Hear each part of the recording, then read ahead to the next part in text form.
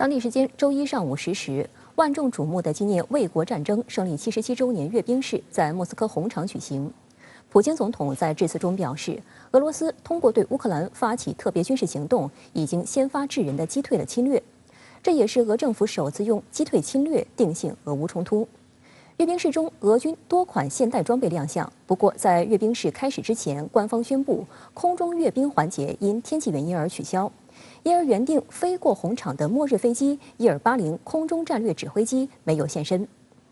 普京在讲话中首先提到了仍在乌克兰执行特别军事行动的官兵，称他们是卫国战争胜利的继承者，并再次阐述发动对乌特别军事行动的原因。В декабре прошлого года мы предложили заключить договор о гарантиях безопасности. Россия призывала Запад к честному диалогу, к поиску разумных, компромиссных решений, к учету интересов друг друга. Все напрасно. Страны НАТО не захотели нас услышать. А это значит, что на самом деле у них были совершенно другие планы. И мы это видели. В открытую шла подготовка к очередной карательной операции на Донбассе, к вторжению на наши исторические земли, включая Крым. В Киеве заявляли о возможном приобретении ядерного оружия.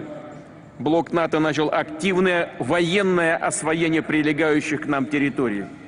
普京在讲话中强调，在乌克兰，我们看到了军事基础设施如何部署，数百名外国顾问如何开始工作，北约国家定期供应最现代化武器，危险与日俱增。俄罗斯给了侵略先发制人的反击，这是被迫、及时和唯一正确的决定，是一个主权、强大和独立国家的决定。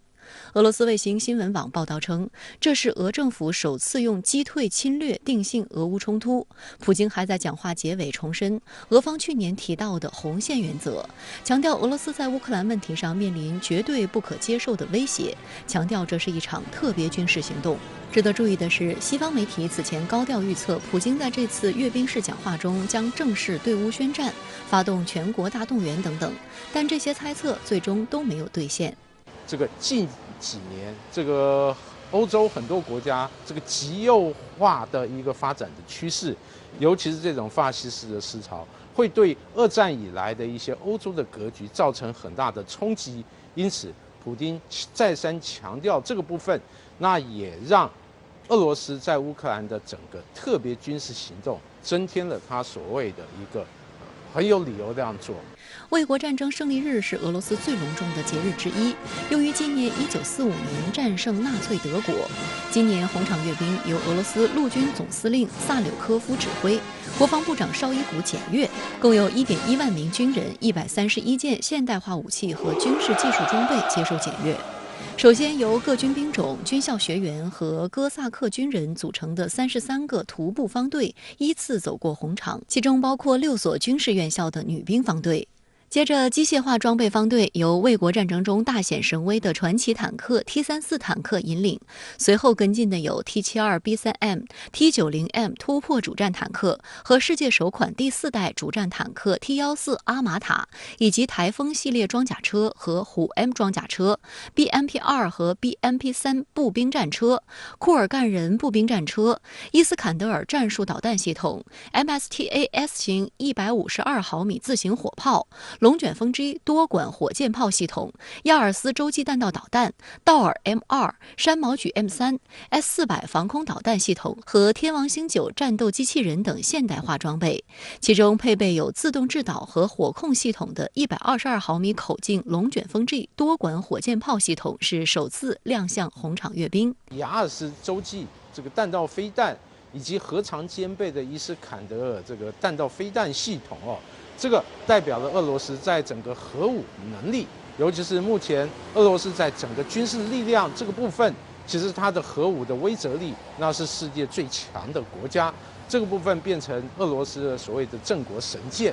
当然，在传统武力这个部分，俄罗斯这几年也有很好的发展，尤其是在这个坦克和装甲车辆这个部分。但不可否认，在这次特别军事行动这个部分，俄罗斯的地面这个部队它展现的整个战力，其实受到外界不少的一些质疑。按照原定程序，在徒步方队和装备方队之后，将有77架飞机和直升机组成的多个空中梯队将飞过红场上空接受检阅。其中8架米格29战机组成 Z 字形的队列飞越红场，表示对俄军在这次特别军事行动的支持。Z 战术标志被涂在军事技术装备上，以目视识别敌我，这成为俄罗斯在乌克兰开展的特别军事行动的符号之一。俄国防部此前在社交平台发文称 ，Z 字母来自俄语为了胜利的首字母发音。欧洲一些国家也因此禁止使用 Z 字标志。但阅兵式开始之际，俄总统新闻秘书佩斯科夫宣布，空中阅兵环节因天气原因而取消。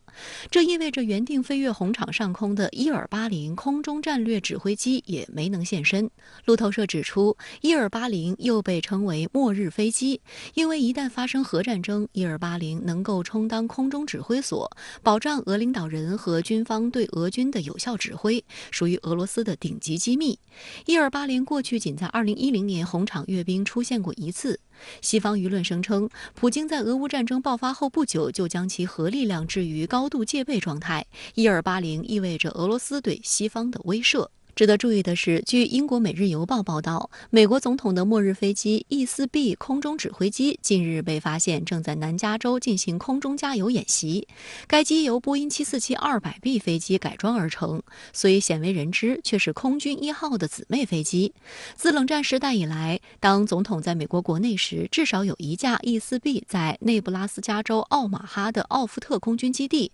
全天时刻保持准备就绪，发动机维持运行，以防万一。它可以在短短15分钟内就带着总统一起起飞。人们认为这样是在发生核攻击时确保总统安全的最佳方式。它的出现极不寻常，分析认为俄美近期让末日飞机出来活动，较劲意味浓厚。